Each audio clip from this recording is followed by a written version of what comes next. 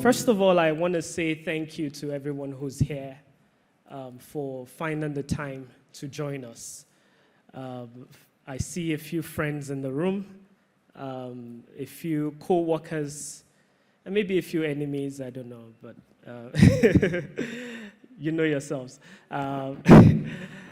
But I see friends in the room. I see Cynthia. Thank you so much for joining us and for the very noble work you do at Yaga Africa, helping to champion the cause of young people in our democratic process, but also bringing accountability to our elections process. We're very grateful to you for the work that you do. You're a pioneer, you're a leader, we're grateful. And I see my friend here, Saadatu Fali Amu.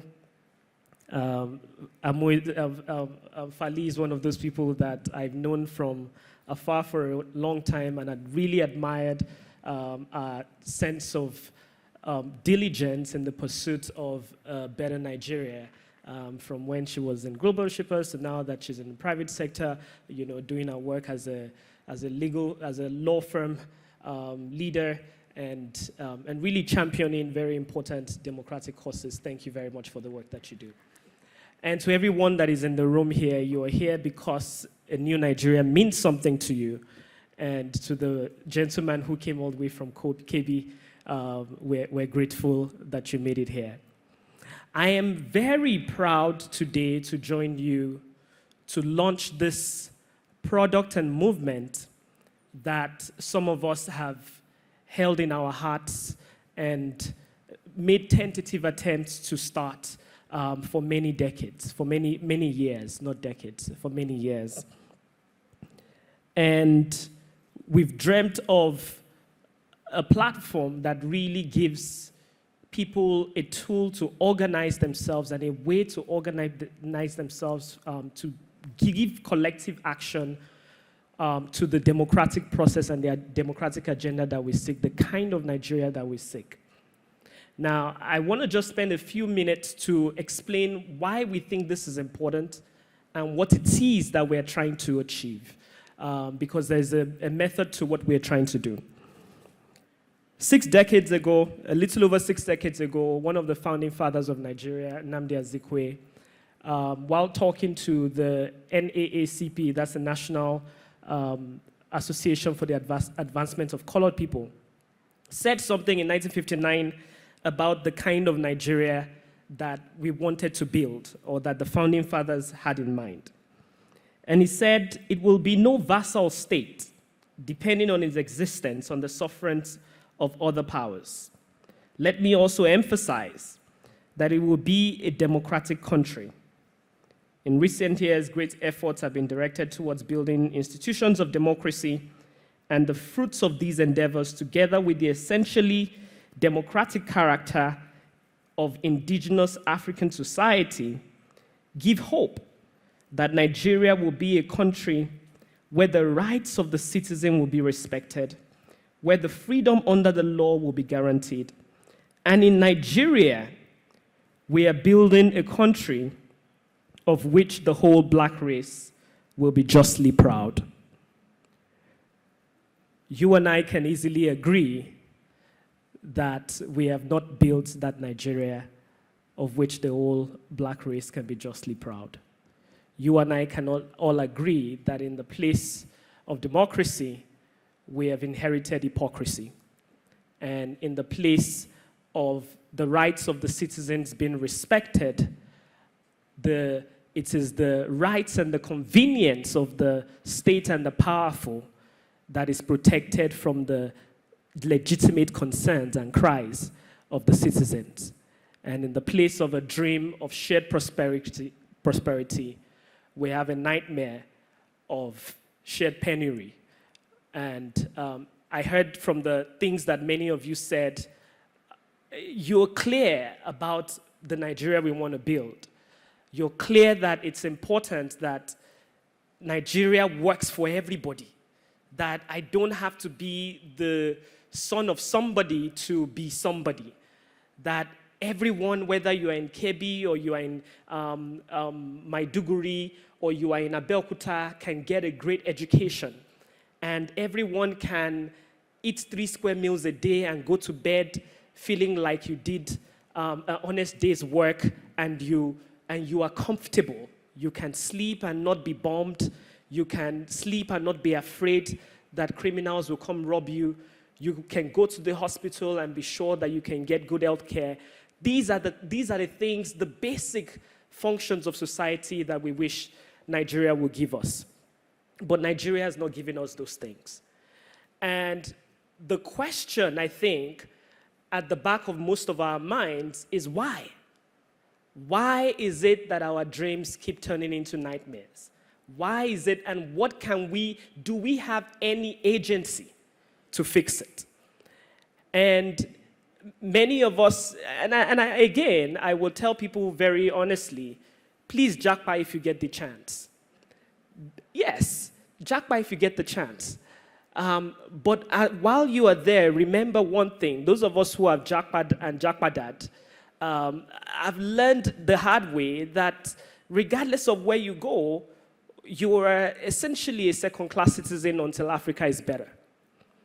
Regardless of where you go, people look down on you that you're coming to reap of the fruits of their labor until Africa is in a place where it is respected. And it's okay to jackpot, and we can all take the convenient journey of financial prosperity that for yourself and your family that is very available to those of us that have a good education. But it takes moral courage to look back and say, what can I do about the state of Nigeria? And I'm glad that the people in this room and the people represent that moral courage that we need in the new Nigeria. Now, the theme of today's session is Beyond the Polls, how young people can deepen democratic engagement. How does our action contribute to a better Nigeria? And I just want to share a few ideas from places where people have done, societies that have done well. So the first idea I want to share is the idea from How Nations Fail by Darren Achimoglu and James Robinson, where they say that, see, in the end, it's functioning institutions that make countries to thrive. And what do functioning institutions mean? It means that there is property rights, there is respect for rule of law, meaning that everybody is equal under the law and everybody can get justice.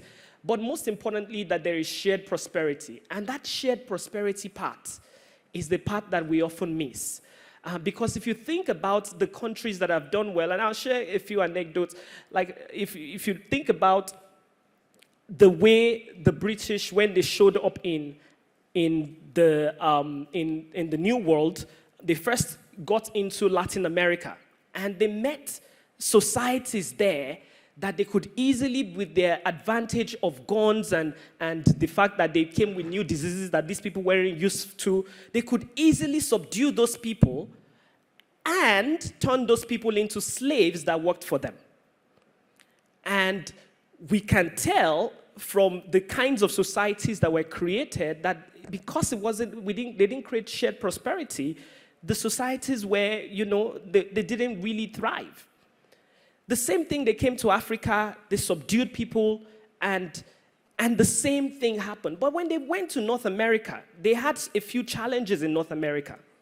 The main challenge they had in North America was that they got there and there was nobody. The Red Indian communities were very dispersed. So there was nobody they could harass to do their work for them.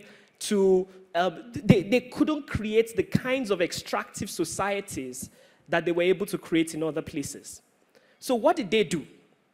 They imported their slaves and their indentured servants and the people that their housemaids and everybody that they, that weren't doing very well in the old country to the new country. But then these guys got to the new country and they're like, and then the laws they had written in that new country, they were laws that said things like, if an indentured servant is to leave his master, these were laws that were written by people like Thomas Paine. If an indentured servant will leave, he is punishable by death and things like this. Is white person against white person. So it's not white against black. This is white person against white person. So, but then they wrote these laws, but because of the vastness of the land, people will escape and go and set their own plantations, and they couldn't control it. And then the colonies started to form, and before you knew what, the colonies started to clamor for independence. And because it was white man against white man, they could also make their own arms and everything. And that's how, it's because of that collective action that led to the declaration, the processes that led to the Declaration of America's independence. And if you look across the world, if you look at Sweden, it's the same. Sweden was the first country to institute things like press freedom and make sure that people have a voice. And if you look at even in Asia, places like South Korea that have done very well, yes, there was a lot of push from people like General Park to ensure that there was it created all these chaebols that created wealth. But at the same time, what made the difference was that there was shared prosperity in the sense that they made sure that there was land reform that gave every poor person land to farm and to own the proceeds of their farming. So in the end, the thing that history teaches us is that institutions don't form because planners want to do it. Institutions develop because the people insist that institutions provide property rights, provide rule of law, and be fair. And we've seen many times we'll say, okay, when planners come together, look at, just last week, for example, we saw what happened in the National Assembly, and I think many people missed it, where about 110 billion naira was approved for the new legislators to get comfortable in Abuja. And in the same breath, so new legislators, how many of them? 460 of them, right? In the same breath, we approved 19 billion naira for 2 million people that were displaced in last year's floods. 110 billion, 70 billion to relocate and 40 billion in kind, but 110 billion for 400 people, 460 people, 19 billion for how many people? 2 million people displaced. Let me put it in context. These 2 million people, 300,000 hectares of land was wiped out. Farming land that people were farming, 300,000 hectares, over 200,000 houses destroyed. And we allocated 19 billion to them. And 400 people are getting, 100 billion. Where is the outrage? Because if we don't go out and say that this is wrong, it would just go unnoticed and we would never create shared prosperity. Now, why is shared prosperity important? And when you think about Henry Ford, when he started his company, he was making cars, but then he realized something, that if the people who work in my company cannot afford to buy the car that I'm making, how can I expect the common person, how can I expect to sell more than a limited number of cars? So he started by example, paying his people a livable wage, and to be sure that people who work for him can buy the cars. Once he did that, other people, there's a competition for labor. Other people start to pay higher salaries. And before you know what, there's a minimum wage that is livable. The difference between America and here, I will go to America and drive my car for Uber and be able to make, $50 an hour. But here I cannot make $5 an hour. Because we have not created a society that prioritizes shared prosperity. So when we come together like this, that is what we are looking for. That is the Nigeria we're trying to build. A Nigeria where we can create institutions that at the core are geared towards creating shared prosperity.